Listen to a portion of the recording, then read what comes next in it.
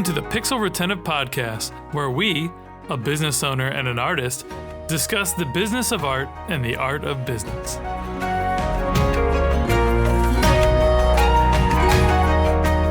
Hey friends, I'm Carl, founder of Epic Made, and today I'm the host of the Pixel Retentive Podcast. Ross is out today, but he'll be back soon. This is where we share our thoughts on creativity, art, and business. Our past guests include Ruth Newberry of Cream, Ben Burns of The Future, and Ryan Summers of Spilt. There we go. We're forever grateful for the supporters of our podcast, and we're always looking for more sponsors. That said, Pixel Retentive is brought to you by the creative gurus at Epic Made. Epic Made is a team of strategists and artists who excel in visual storytelling. Our studio crafts unforgettable animation and illustration that not only captivates your audience, but also drives tangible business results. We specialize in engaging imaginative, pop culture savvy audiences with beloved clients like Nickelodeon, WWE, and Sci-Fi. Visit getepicmade.com and let's collaborate on your next creative campaign. All right. So with us today, we have Jennie Davis and Kaci Smith of Mothers of Mograph.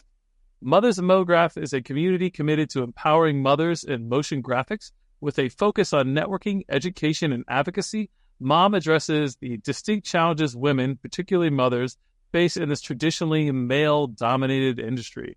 Welcome. Thank you guys for coming out. Thanks for having us. It's going to be fun. I can't wait to hear a little more about this and, get into the details of the organization. How long have you guys been doing this? Ooh, we hit our 1-year anniversary here in a week and a half. Yeah. Okay. So less than 1 year. That's awesome. We're still a baby. Not quite a toddler yet. It's a good thing you both know how to handle babies, I hear. First dad, mom joke. I don't know. Let me joke. We got to drink something every time one comes out. Drinking game. Anytime there's a dad or mom joke, have a drink of your coffee or water, or, if it's 5 o'clock somewhere, whatever you're into. All right. So, we'd like to let everyone get to know you all a little better before we get into the subject today. So tell us a bit about how long you've been in the industry of motion graphics and a project you're most proud of. You guys can, each go because I know you work differently. So. Mm-hmm. Yeah. Well, I'm a creative director and a motion designer. I've been in the industry since 2010, I guess. And I've worked all around the world. The last few years, I've been working on building a studio called Drek.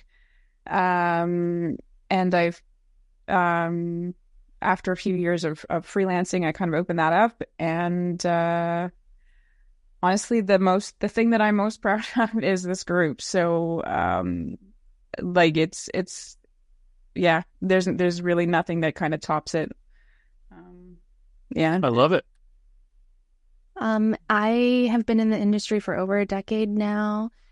I've done a little bit of everything. So my laundry list is a little long, but I started kind of in the visual effects side, working on a few films, stop motion films. I moved over into the motion graphics side. I freelanced full-time for quite a long time. I'm currently a full-time employee at an ad agency in Portland.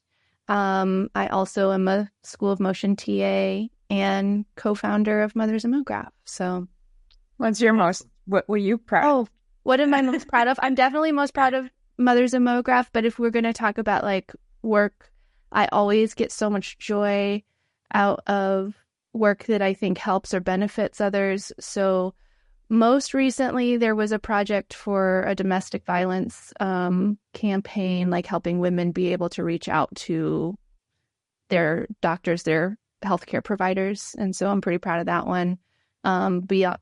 Before that, I've done a lot of work with the Native American Health Board up in Portland and educating on things like teen suicide and that kind of thing. So those are always the projects that I feel the best about. It feels like more than digital noise. Beautiful. Yeah, we've all made our fair share of digital noise over there. Oh yes, but well, I wouldn't have all of this without it. Yeah, it does support our lifestyles a bit, right? So, yes. But that's beautiful. I love that. So you're based out of Portland. Jennie, where are you based out of? I'm in Ontario, Canada. Yeah. It's like you said, I've never been to Canada, so like Montreal and Ontario, it's all the same to me. It's just like Canada. I don't know what time zone that is. I don't know if it's Eastern or Western or yeah. Just above New York-ish. Oh, cool. All right, so East Coast. All right. Yeah. Nice. Okay, so today we're discussing the balance of the creative industry with personal goals, and I assume that kind of is the impetus of what kind of got you guys excited about starting Mothers of Mograph and some of that stuff. So I'd love to kind of just high level maybe hear why you guys started Mothers of Mograph and then how that kind of has evolved. Do you want me to start, Jennie? Yeah, go for it. Okay. Well, starting Mothers of Mograph was kind of a long sequence of dominoes falling, I think. Being in the industry for over 10 years, I actually hadn't met another mom in the industry until just a couple years ago. And as you said, you spoke to Amanda Russell at Cream. She was the first mom in the industry I met. And I felt like I was kind of navigating uncharted territory. There were so many questions I had and a lot of feeling like I was constantly failing, trying to balance motherhood and my career. It led to me just reaching out on LinkedIn and asking if there was any other moms out there, because it really felt like there wasn't. I think a lot of moms were in hiding in this industry. And then lo and behold, I met Jennie, and turns out there are a ton of moms in this industry, and they were all feeling a lot of the same things of overwhelm, of being unsupported, of being scared to venture into motherhood, being scared of losing their careers, all of these various things. So, yeah. And then Jennie, I don't know if you want to add to that. Yeah, I mean, when we started this and when Kaci reached out on LinkedIn, both Kaci and I were going through some personal things that kind of led us down on this path. Mm-hmm. And feeling there are a lot of groups out there for women that in motion graphics, like Panimation being an amazing one, for instance. But I never felt like there was somewhere in the community that I could talk to other mothers and not be penalized for being a mom, and or taken less seriously, or just have somebody to say like, hey, I feel that too, and I didn't feel like there was a space for that anywhere. There were a lot of Slack groups in motion design that had parenting channels, but they were really dominated by the guys. And again, I didn't feel like I didn't want to be the mom in that group. Like, I didn't want to be like, oh, you should do this. And it's like, that's not me. That's not my thing. And it didn't feel like it was the right space for us as mothers. And when Kaci put that message out on LinkedIn, I remember somebody saying like, there just aren't a lot of them. And I'm like, wow. Yeah, let's fix that. Well, and we already have almost 300 women in our Slack group. So it shows that there are actually a few of us out there. Wow. Good for you guys. That's pretty awesome. And great that the first mom you met was Amanda. I remember seeing the speech she put out there about like starting her own business and going out on her own and finding out she was pregnant, like going through the whole thing, like, and just being stressed, but like having this support, this network, and this team that like helped her, and her co-founders. So, yeah, I bet that was really impactful. I'm sure you guys both saw that, right? Yeah. Oh yeah. Yeah, definitely. Yeah, I remember watching that. Just like, it's weird because like as a man, like I don't realize some of these things are that way, right? Like it's just not even on my radar. But like I am probably a bad test for that because I never worked for anybody. Like I'm the crazy person that started my own company. I worked like giant corporate job while I was in college doing like data security on a military base with security clearance, like as corporate and like rigid as you could get. and I literally wanted to blow my brains out. So I quit that job and started this company. I was like, I don't give a fuck if I fail. I don't care. I'm never going. I will sooner die than I'll go back to that sort of environment. So, but being like a kind of like flamboyant, weird, creative person, I feel like I didn't have a lot of those like, I don't know, like traditional mindsets about how all this stuff should work. So there's been none of that corporate rigid shit in my company. Like, one of my employees had something going on last year where they got COVID, and then she had a whole bunch of like personal issues and like had to take basically a whole month off. And she was like really worried about like, oh my God, like I can't. I was like, look, I didn't invest in you because I can't or cannot make money on you this month. Like, you're a part of this family. Like, if you need a month off, you're not slacking. You're not like life happens, right? Like, and I feel like that's not the approach for corporate America. It's like, oh, well, we got bottom lines and numbers and metrics and ratios, and like none of that has anything to do with being a human being, right? Like, and we don't work jobs so that we can, feed someone's corporate profit bottom line. Like, we're here trying to survive and like have a good life. Like, if the value exchange wasn't there for us to have a good life, we wouldn't even be here, right? And that's really becoming questionable.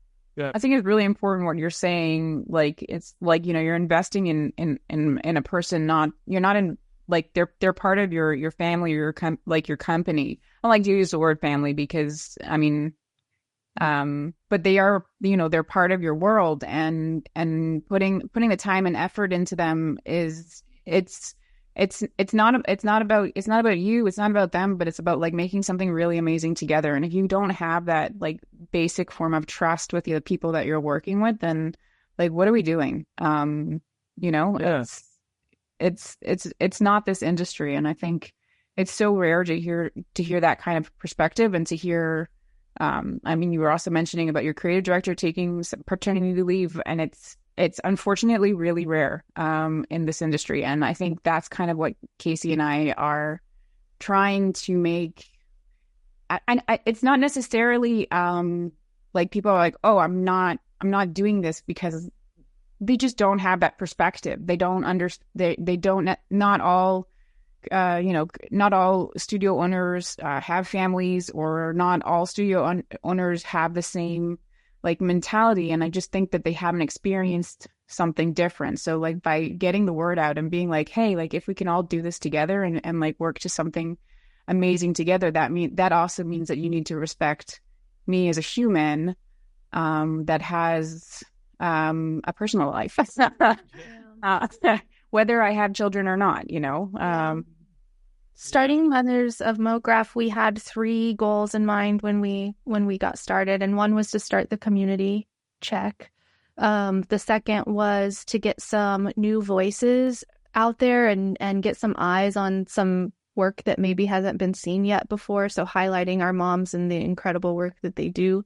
But the third one, which was a very important one to us, was educating the community at large, just hoping to help like turn the ship wheel, to be a better place for everyone, really, because when moms get to have work-life balance, everyone gets to have work-life balance, right? So, or what are we calling it? We're not doing work-life balance anymore. Work-life integration. Yeah. Yeah, I love that. When we shut down our office facade that we had to say we are a real business in COVID, like, it just really hit home. Like, we'd always did remote working and all that sort of stuff, but it's like, how much more shit can I manage and do, and how much of my life do I get back? Not driving to the office for 30 minutes and drive, that's an hour, and then getting prepared, that's another 30 minutes, and then and that's just because I'm bald and a dude. Like, it only takes me less than 30 minutes. I go to networking meetings at 6 a.m, and this lady's sitting next to me, full face of makeup, blah, blah, and she gets up at 3:34 to like make sure that all of her shit's done so she can get there and look presentable, because heaven forbid she just rolls out of bed like a dude. Like, you know what I mean? Like, it's like, there's so much extra stuff that women have to go through. And I think that like corporate America has always punished human beings for being human beings. Like, there's no humanity in it. And the bigger a company gets, the more that's like, well, my buddy's 6'8" and he worked at Geico, right? And Geico is so fucking corporate.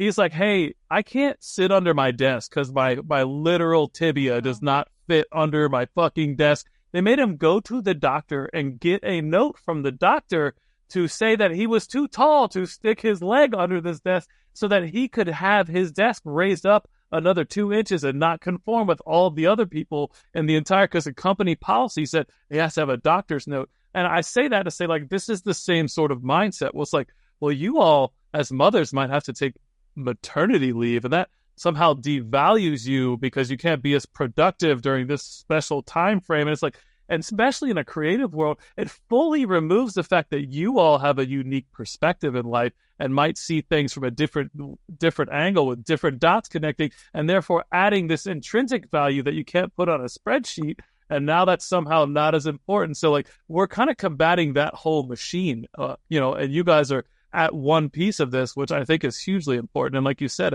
if we get it, we move that needle there so that big corporate America has to respect mothers and especially in the space and creative space because they understand the extra value that you all bring, then I think it does almost, to use a terrible phrase, trickle down to everybody else. But anyway, it's just reinforcing what you're saying there.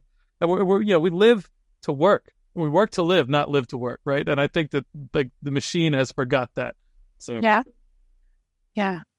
I really enjoy like talking about that work-life integration, because I think, as creatives, we do this because we love it. And if you take the joy out of the job, then like we're not really in the creative field anymore. Like, you can't be creative if you're not productive or, in a good spot, personally. Agreed. And I think as mothers or parents, there's a lot of what do you call it? There's like a mental load that you're like, you've got like, that's constantly like it's a wheel that's turning all the time. I mean, I was talking with my husband, like whenever we go to sleep, he just like shuts down and he's asleep. And I've got like 2 hours worth of thoughts that I need to get through before I can like think about like shutting down. Mm-hmm. So, and it's, I don't think that's, I mean, I know from my mother friends that's, very common. I know that it's not only mothers experience that, but there's definitely a mental load that comes with being the primary caregiver. And our society, whether you like it or not, whether you're willing to accept it or not, moms are 95% of the time the primary caregiver. And there's a lot of expectations that go into being that person. Yeah. And that, in itself, just on a society level, is massive, right? You start taking that away and going, okay, well, all the moms are just going to work and we're just going to send them to daycare. It's just like, I don't know that like working a job to trade my time with my kid so that somebody I don't really know raises my kid for me most of the time. That just doesn't math out for me. Like, Well, I'm going to give you a perspective on that one. Actually, it was funny. I just sent Kaci. Yeah, we were just going to post about that. Okay. And so there are a lot of different types of people in the world, right? There's, some that love being at home. There are some that like to cook. There's some that, like to be around their kids 24/7. And there's some that don't. And it doesn't make you a better parent one way or another. I know from my experience, I love my daughter and I would stand in front of a truck for her, but I cannot spend the entire day with her. Weeks on end. And I remember, like, in Canada, we have a year for mat leave. A year. It's a huge amount of time. By the end of it, I was ready to go back. I wanted to go back. I went back early. I was done. And yeah, I didn't want my kid. I didn't want to be working at a job that I didn't love, which is why I quit and became freelance. Because I didn't want my kid to be with somebody all day for me to go to this job that I hated. But I think it's really important. Like, there's a lot of women out there that go to work to cover daycare because their mental health is really important. And being at home with kids, or one kid or 3 kids or 10 kids, it doesn't matter. If that's all you're doing all day and you don't love that, and that's okay, that you don't love that. Not everybody has to love being a stay-at-home mom. If you're going to a job and you're getting minimum wage to pay, just to cover expenses for daycare a few days a week, that's awesome. Like, do that. Like, you need to be sane, you need to be healthy. Moms need to take care of themselves first. Unfortunately, like if you don't feel fulfilled and you don't feel like you're a human, it's really hard to show up for your kids, and be present and be an amazing parent if you're suffering. And it also might be just enough to bridge the gap for your career too, because if a woman takes how many every years off to raise her kids, let's call it 18 years or what, or maybe 12 if you go back to work before they're done. But like, you have that huge gap. But if you are so inclined, you could continue to work, and even if that means that you're breaking even with the child care, it's still an advancement for that person. So Sure.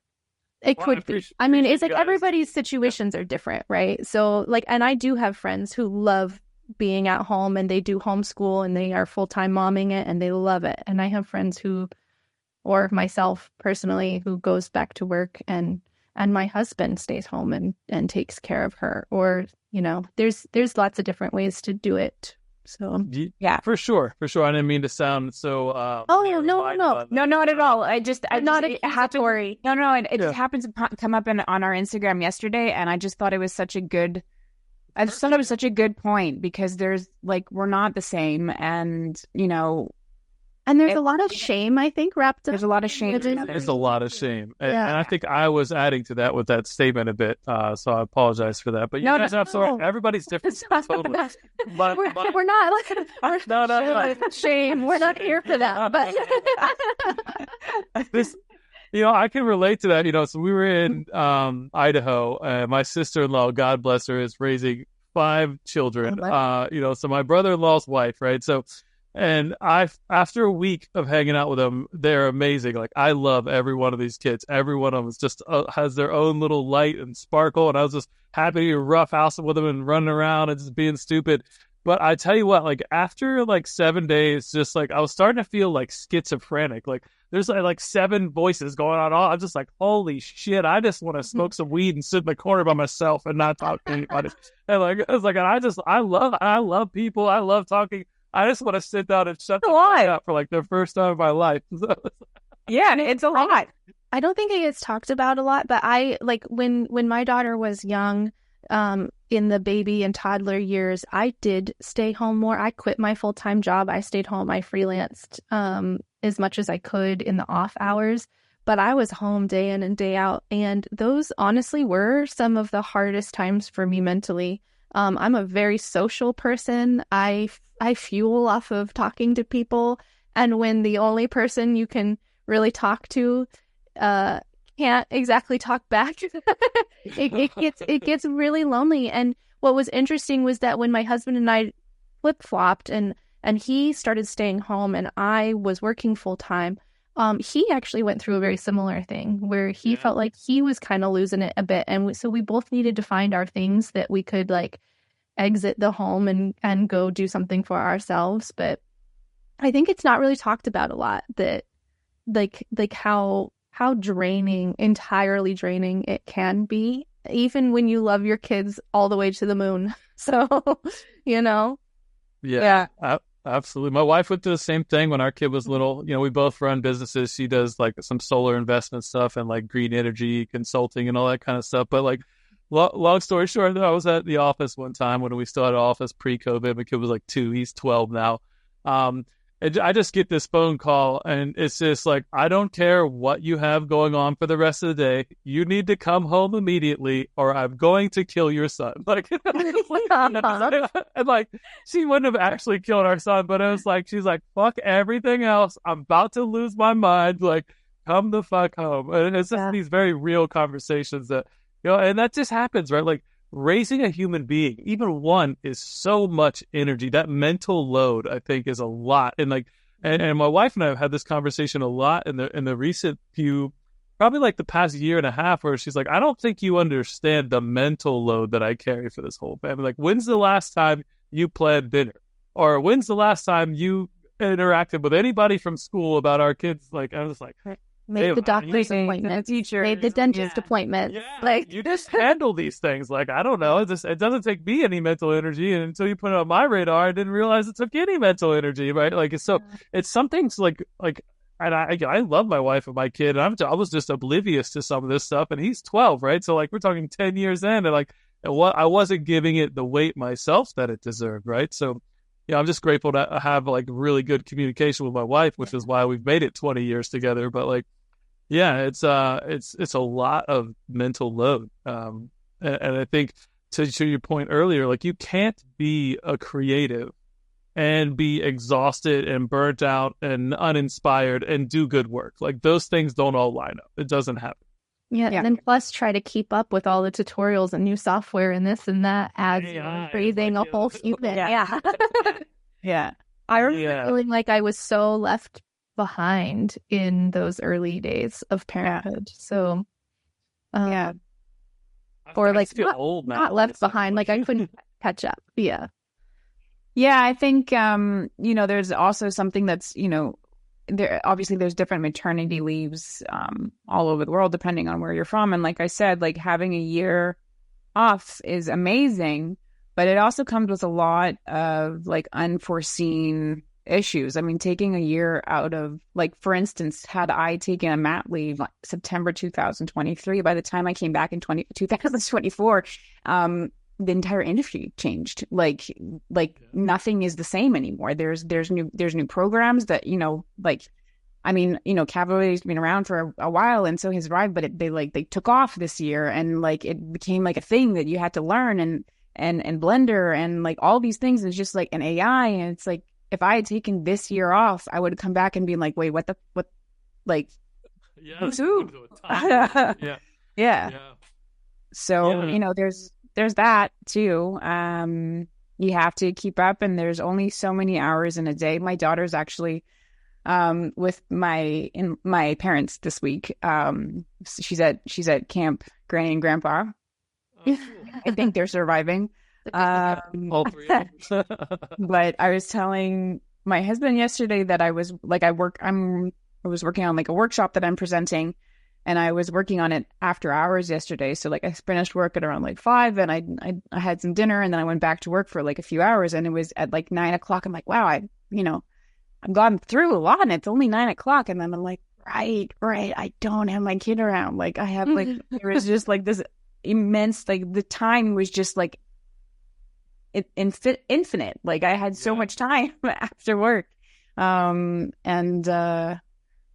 know. It's crazy. It's crazy how much time you gain or lose. Yeah. It's beautiful. You have someone you feel safe leaving your kid with, right? Like, yeah, like we don't have a lot of that. My wife and I, like, my dad passed away. Like, my mom lives pretty far away. My wife's mom lived with us for a long time, and she passed away. So it's like, it's really just us juggling our son, which he's 12 now, but it's like, he's basically played video games all summer, other than like the 3 weeks we traveled all over we went to Yellowstone and all different outfits and crazy pictures. It was fun, a lot of fun, but like, I was feeling tremendous guilt about not putting enough of myself and my time into making sure he was, growing and diversifying like what he's experiencing in life. So, although, like, if you remember when you were that age, like summer breaks, like what did we do? We watched TV and video games. Bumped around, play video games. They did stay outside until sundown and play with the neighborhood kids, right? Nah. Yeah. So but like, so that parent guilt is a big part of things too, right? Because you can't work 12, 14 hours without feeling terrible about everything else you're neglecting, right? So, absolutely. And not that anybody should be doing that, but as an entrepreneur, I mean, I remember there was 2 years where I didn't take a weekend off. Like I just like had to get through it. So yeah, I think that's something that's also really important to mention, is like finding like the work boundaries. I mean, we touched on it a little bit. But like, for example, over the summer, Kaci and I were feeling, like before the summer hit, Kaci and I, so much was happening with Mothers of Mograph. We did a like panel at Making Midwest. We had like the Slack going and the meetups and all the social media and all of these things. And and then we had our own jobs and also our families, and the end of the year, like chaos. And we just sort of put a line in the center. Was like, you know what, we got to get through the summer as humans first. So like, let's just, hit pause for a second and like, let's regroup. And I think setting those boundaries for us is going to get like, is allowing us to like get back into it, like fully, like with love, instead of, with that creativity and with that like love for this industry, rather than like full burnout. Mm-hmm. Yeah. Here. Managing the burnout for sure. For sure. Yeah. And, it's like, we're a group of moms. So it is okay to say like, hey, it's summer. I'm going to prioritize my family. Exactly. I won't put this organization on blast, but like there's a mothers group, and it's not Moms Clean Air Force, but in a similar industry that literally wasn't giving people paternity leave. Or maternity leave, excuse me. Wasn't like punishing people for having to go to open houses or sick days with their kids. It's like, you're literally a mom's group, but it was literally just, it's part of it was all marketing and branding. It had there was no ethics behind it, no like actual substance. And it was really disgusting to see that. But they're not doing very well. And it's because their people called them out for operating that way. But anyways, yeah, it's interesting. Message me and tell me who that is. I'm gonna go do some digging. Yeah, I got you. Yeah, what would you guys say the biggest difference is between, like, you said you were in some Mograph groups for parents, but it was like 90% dads or something. Like, what do you think the biggest difference is between like the moms group versus some of the other groups, like the group you guys created versus some of the other groups you saw out there that kind of made you want to make this group? Yeah. One thing I can touch on is that women's issues don't always feel like a safe thing to talk about in a greater group, I think. Like, for instance, I've had a miscarriage a couple years ago. It was a very scary thing that happened. It's something that I feel comfortable talking about in our moms group, but I wouldn't necessarily feel comfortable talking about in a greater parenting group. There's also things like breastfeeding and nursing, and I think that there's very specific like women's issues within motherhood, and it doesn't, like, when you're in those greater groups, those issues don't go away, but you don't feel like you can really be as open about it. I think maybe I'm like alone in that. I don't think so, but no, I wouldn't necessarily go in there and be like, oh my God, guys, like my breast pump broke or whatever, like, it's a little bit of a different vibe, I guess. That makes 100% sense. Yeah, I mean, that is definitely a huge point. There's also, we were talking before about like just having like that perspective and the mental load. A lot of, it's an experience that not all dads get, or not all, and just having somewhere to be to like say things outright without being like, oh, you should just give it to your partner or do this, or like, wake up at 5 o'clock in the morning and get extra work done. And it's like at 5 o'clock in the morning, my kid is wrapped around my stuff. So, it's like, it's also about that. And I also think that the thing that's really, really, surprised me, in a really positive way is just how positive and supportive the women in that group are. Like, we grew up, in the 80s and the 90s, and it was all about what clique you were in, and like, mean girl vibes and whatever. And it was always like, you had to be out to be the most popular, and like nobody else mattered. And like, that was the vibe that the movies and the TV shows that, it was like the Brenda Walshes of the 90s or whatever. And that's just not the vibe in this group. And we're all there kind of supporting each other. And, we celebrate our wins together, and we celebrate our fails together. And it's, I haven't had that in any other group. That sounds beautiful. I love it. Yeah, I think there's something to be said about a sisterhood, and I see it from the outside where it's like really deep, meaningful bonds that are not just like friendship or like, hey, you're cool, like whatever. It's like there is something deeper there that I think is beautiful to see. So yeah. We rise together. Yeah, for sure. it has been Yeah, really special to witness like the relationships that have been forming within. Absolutely. yeah, and we're coming out of, I'd like to think of a patriarchal dominated world, and we could go off into plenty of tangents about how that ended up that way. But like I like this world where it's like we're there's more support for women and just everyone in general. Like I just we want to get to a place where everyone is really treated like on the same base levels, right? We're all different from there, but like every human being deserves to like have happiness and like all the stuff we kind of built into our constitution for white men, like and then we've slowly started to go, we should include people with melanin and vaginas. Like, I don't know. It's like anyways, I don't know. But yeah, so that kind of stuff, like it's nice to see it. I think it's really I mean, I'm seeing it change, right? I'm about to be 40, and I think the world's a whole lot different than I remember it when I was a kid, and in good ways. So. Yeah. Absolutely. Yeah, so good times. Glad that you guys are doing this. Where let's see. Well, let me get one more good question in here. What do you guys hope to be doing 1 year from now with Mothers of Mograph? That's like, I think Jennie and I need to align on this still, actually, because we've taken these couple months off, and we haven't really talked about it in a while. I mean, there's so many questions. I know. There are a lot of things. Kaci and I have thrown out a lot of ideas over the last year. And I think, as I said, we took the time in the summer to just kind of regroup with ourselves as well, and just kind of realign how much time and effort we were putting into our family, into our work, and into Mothers of Mograph. What I hope, if nothing else, I just hope that the community grows and continues to be a supportive group for all the mothers out there.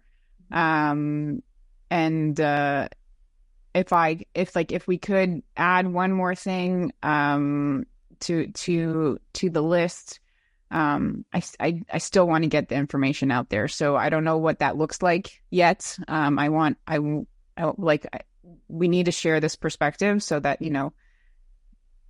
everybody can understand that it's not us saying like we're complaining, or we're not here to say like we're better than you or we have it harder than you or whatever. It's not about that. We're just trying to get out a perspective of 50% of the population and about 20% of our industry. And like there's a whole nother level out here, and it's not only about moms, it's about all of us, and that work-life integration that really doesn't exist yet for the most part in motion graphics. And like, don't get me started on like VFX and like all them like like I would love it only gets worse.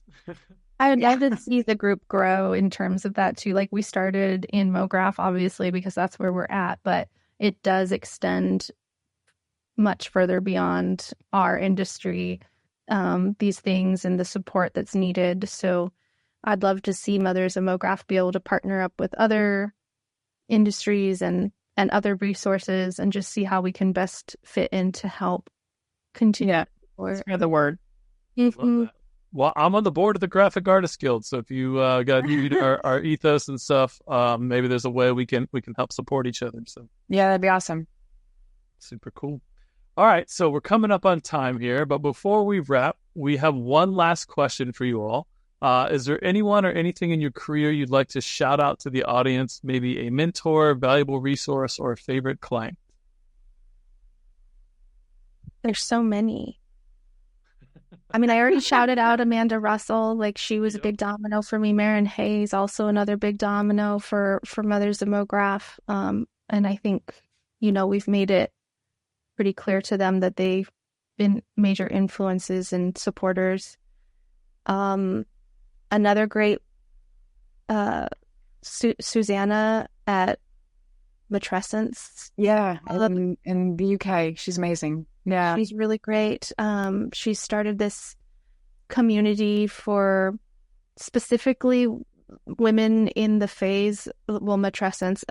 It's like when the babies are babying, and there's a lot of mental shifting that happens in that time for women. So she's really gone out and started spreading the word about that, which is incredible. I think all of our moms in our community, I don't know, like the work that comes out of these women is insane, and it's really incredible. So I don't know if you have any more to add, Jennie. I feel like I could like do a whole podcast where I'm just shouting just like the people that I'm like really grateful for. Yeah. Part two. I'm so grateful to Jennie, obviously, because like this thing wouldn't exist without her. And I think just to touch on that, Maren Hayes, she was a big part of this dominoes effect, and the work that she's been doing at Dash, like specifically for Dash Bash, which is a community event that they've been having every other year, in Raleigh, North Carolina. The extent that she went to make that a super inclusive event, and have speakers there that you don't always hear. Like there was more women speaking on those on that stage than there were men. Most of them were parents, and it's that's, for me, that was about 2 weeks before I met Kaci, and that was like the spiraling. That was like the end of the dominoes rally for me. It was like, okay, you got to the end, and now let's do something. So just, yeah, I would definitely shout out Maren and the crew at Dash. And if we're on the topic, I just also want to shout out to Emma Rhodes, who's been helping us a lot with animation and graphics for Mothers of Mograph. She's based in the UK. She's a wonderful animator, a new mom, and without her, we wouldn't have a lot of the stuff that we have today. So she's been incredible. Yeah. I love it. Sounds like you guys have a great network of powerful women and friends. So that's what you need for sure. Yeah. All right, I want to give a big thank you to Greg Walter of Too Tall, who connected us with you guys, which is super cool. Oh. And he was a guest on a previous episode. I don't know what number off the top of my head. Just roll back in the playlist. So I want to say 56. You guys are 56. Oh, we're 56. Okay, then he was the previous one, I guess. Maybe the previous released one. Here we go. 51. Never mind. I'm just gonna go back. Yeah, couple in the queue. Awesome. All right, so we've been talking with Jennie Davis and Kaci Smith of Mothers of Mograph. You can check out their website at mothersofmograph.com. But if listeners want to follow up with you directly, where should they go? Instagram or LinkedIn? Yeah. Yes, go to Instagram or LinkedIn. Go to our direct, our direct. You know what? Just go to Instagram. It's the best place for to find us right now at Mothers of it's Mothers of Mograph. We're easy to find there. Okay, awesome. Yeah, you'll find other resources there, link trees and all the things. So all the things. I love it. All right, ladies, thank you so much for being on our show. And until next time, we'll see you guys. Thank you so much. We really hope you enjoyed the show. Please like and subscribe to join us on our next journey through the world of art and business on the Pixel Retentive Podcast.